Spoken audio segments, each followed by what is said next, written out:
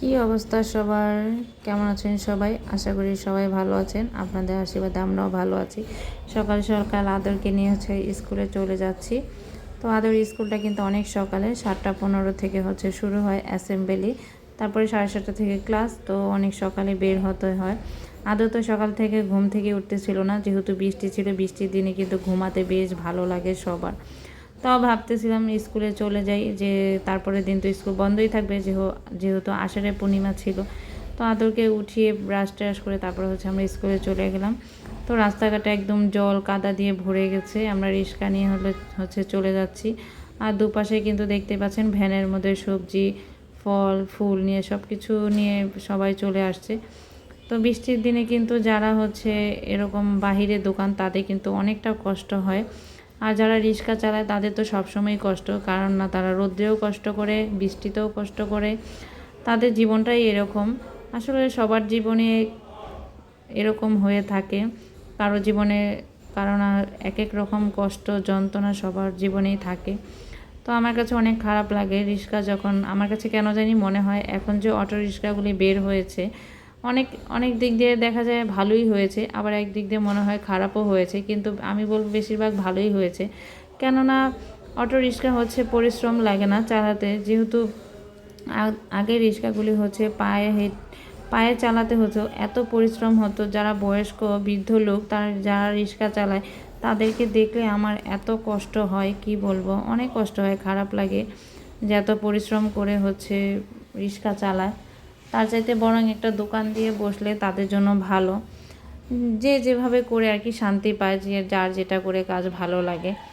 আর ঢাকা শহরে তো রিক্সা ছাড়া তো কিছুই চোখে দেখা যায় না। তো বলতে বলতে কিন্তু আমরা চলে আসলাম লক্ষ্মীবাজারে। আদর স্কুলটা লক্ষ্মীবাজারে, যেহেতু তাদের স্কুলেই তো আমরা ঢুকে পড়ছি একটু গলির ভিতরে। আদরের স্কুল এটাকে অনেকে বলা মহানগরের গলি, যেহেতু পাশেই মহানগর মহিলা কলেজ। আর এই তো ক্লাস করে তারপর আমরা 3 বান্ধবী বাচ্চাদের নিয়ে একটু বের হয়ে গেলাম। তো বাচ্চাদের 3 বান্ধবী কাদা, যেহেতু আমার বান্ধবী কুলে করে নিয়ে বের হলো, আর বাচ্চারা একটু খাওয়া দাওয়া করলো। তো এখন যাব 3 বান্ধবী বাজার করতে, মানে সবজি টবজি বান্ধবীরা কিনবে, তো সাথে সাথে আমিও থাকবো। এই তো দেখেন আমার আরেক বান্ধবী, সামনে আরেক বান্ধবী। তো কিছুদিন পরেই এক বান্ধবী চলে যাবে বাহিরে। তো ওনার হাজব্যান্ড বাহিরে থাকে, এর জন্য চলে যাবে। মনটা অনেক খারাপ, ভালো লাগে না এক বান্ধবী চলে গেলে। এইদিকে সবজি আমরা কিনবো, দেখতেই পাচ্ছেন আমার বান্ধবী অলরেডি কিনে ফেলেছে পটল, তারপর আরও কী সবজি যিনি কিনেছে। আর এইদিকে আদর ভিডিও করতেছিল এই ভিডিওটা। তো আদর তো দেখতে দেখতে বড় হয়ে যাচ্ছে, সবাই কি বলেন তাই না? আমার ছেলেটা সেই ছোট্ট বাবু ছিল, ছোট্ট থেকে এখন অনেকটা বড় হয়ে গেছে। কিছুদিন গেলে আরও বড় হয়ে যাবে, আর আমি তখন বুড়ি হয়ে যাব। তো দিনটাই এরকম, পৃথিবীতে জন্ম নিলে জন্ম মৃত্যু সব কিছুই আছে। যাই হোক, এই দেখতে দেখতে মা ছেলে এখন বাসায় যাব ভিজতে ভিজতে। আদরের তো একটুতেই জল বা বৃষ্টি পেলে যেভাবেই হোক ঠান্ডা লেগে যায়, ওর জ্বর আসে, একটু স্নান টান করলেও জ্বর চলে আসে। তো আজকেও সেম অবস্থাই হয়েছে, বাসায় এসে অনেক অসুস্থতা বোধ করতেছিল ও, যে হেঁচি পাড়তেছিল, অনেকবার হেঁচি দিচ্ছিল, ঠান্ডা লেগে গেছে। তো কিছু দূর হেঁটে তারপর মা ছেলে দুজনে রিক্সা নিব, রিক্সাটা নিয়ে তারপরে আমরা বাসায় চলে আসব। তো সবাই কেমন লাগলো আমার ব্লগটি আজকের, অবশ্যই কমেন্ট বক্সে জানাবেন। আর অবশ্যই আমার পাশে থাকবেন, সবাই সাবস্ক্রাইব করবেন অবশ্যই। আর আপনারা পাশে থাকলেই কিন্তু আমি এগিয়ে যেতে পারবো। আমি মূলত অনেক দিন পর পর ভিডিও আপলোড করি, তাই অনেকে এটা অনেকে বলে।